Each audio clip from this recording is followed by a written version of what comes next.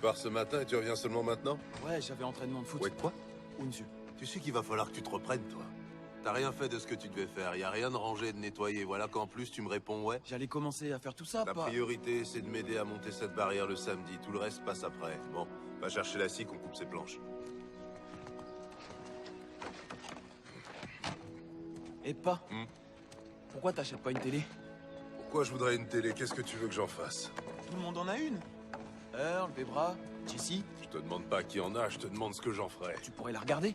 Il y a des tas de choses à la télé, du baseball et tout. Ouais? On pourrait voir le championnat. Et combien ça coûte cette télé? Je sais pas, j'en ai vu à environ 200 $. 200 $? C'est pas beaucoup, pas. Non, c'est rien que 200 $. Tu vois ce toit que t'as au-dessus de ta tête la nuit? Je vais te dire une chose sur ce toit. Ça fait 10 ans qu'il n'a pas été étanchéifié.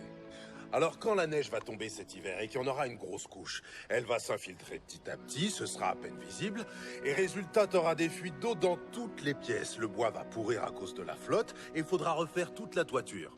D'après toi, combien ça coûte de la faire réparer? Je sais pas. 264 $, comptant bien sûr. Pendant que toi tu penses à acheter une télé, moi je pense à réparer le toit, ou tout ce qui va pas dans cette maison. Si t'avais 200 $, tu ferais quoi? Tu te paierais un toit neuf ou une télé? Je me paierai une télé. Et quand le toit commencera à fuir, s'il le faut, je le réparerai. Et où tu trouverais l'argent? Tu l'as dépensé en achetant ta télé. Tu resteras planté là à regarder l'eau couler sur ta télé toute neuve? Ah pas, je sais bien que t'as de l'argent. Et où je l'aurais, hein? À la banque? Tu veux voir mon relevé de banque? Tu veux voir les 73 $ et 22 cents qu'il y a sur mon compte? T'es pas forcé de payer en une fois, tu peux payer un premier acompte et rentrer avec. Pas moi. Pas question d'avoir des dettes si je peux l'éviter. Tu rates un paiement, et ils viennent te reprendre ta télé, et après t'as quoi? Hein? Tu vois? Quand j'aurai 200 $ de côté, je m'offrirai une télé. Pour l'instant, dès que j'ai 264 $, je vais réparer le toit. Pas, allez. T'as qu'à trouver 200 $ et t'acheter une télé si tu veux. J'ai mieux à faire avec mon argent. 200 $, c'est trop, j'ai jamais vu 200 $. Alors voilà ce qu'on va faire. Si tu trouves 100 $, je mettrai les 100 qui restent. Ok, je vais te montrer. Ouais, tu vas me montrer comment tu scies ces planches pour l'instant. Au boulot. Il y en a pour 200 $.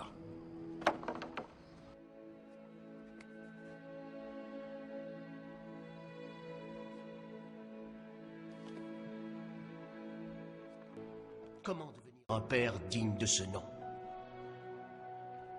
Je crois maintenant savoir ce que Dieu attend de chacun d'entre nous. Il faut du courage et de l'abnégation. Et peu importe le prix qu'il en coûte, nous devons nous impliquer dans la vie de nos enfants.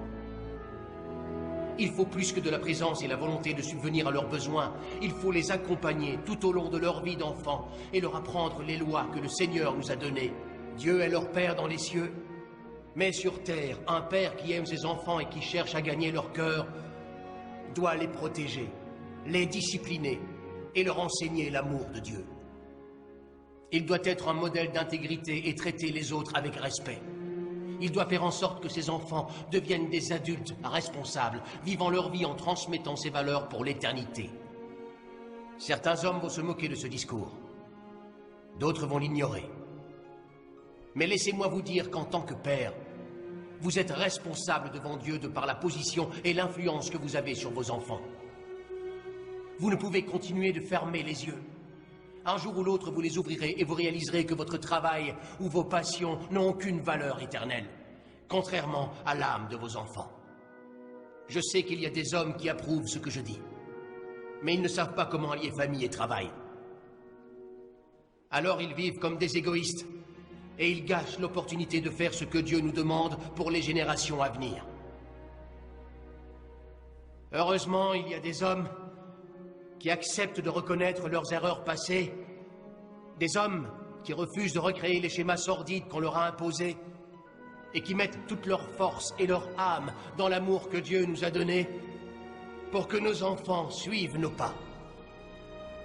Et aussi, quand ils le peuvent, ils aiment et ils protègent ceux qui n'ont pas eu la chance d'avoir de père, parce qu'ils ont besoin d'être guidés et notre rôle est de leur montrer la voie. Nous invitons tous les hommes de bonne volonté, tous ceux qui sont volontaires et courageux, à nous rejoindre dans cet engagement.